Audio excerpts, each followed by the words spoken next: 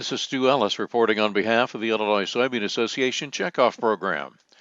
Early planted soybeans can yield more, but they need some help toward the end of the season.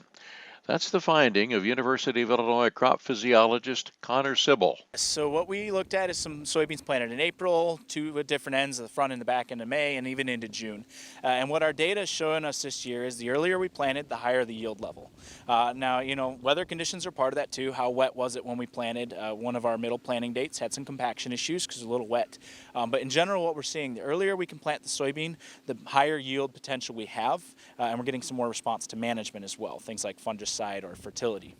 Now, is that because they're out there earlier, they get more foliage, particularly when the sun shines the longest?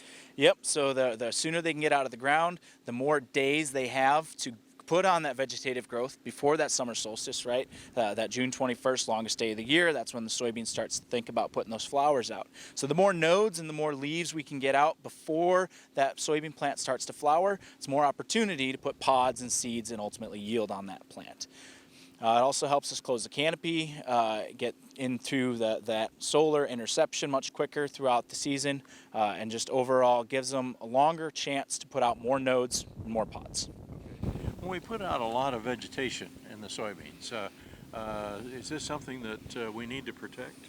Yes, so a couple things going on. They're more vegetation, quicker canopy closure, right? So maybe more susceptibility to disease, to the sooner you close the canopy, the longer that canopy is closed with moisture and temperature for disease presence. And we want to protect that canopy. You got to let it do its job. So things like foliar protection, fungicide or insecticide, helping protect those leaves through the length of the season so they can then contribute the sugars needed to fill those pods and seeds to achieve full yield potential. So early planting, some foliar fertilizer, and some fungicide application, those may be the three keys to really boosting soybean yield.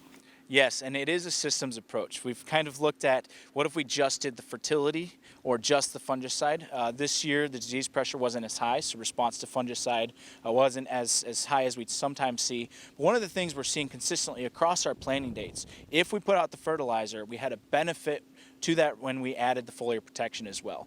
The fertilizer helps supply the nutrition that the crop needs, but the foliar protection gives it the opportunity to extend that season, use that sunlight, put it all together, and make heavier seeds and higher yields.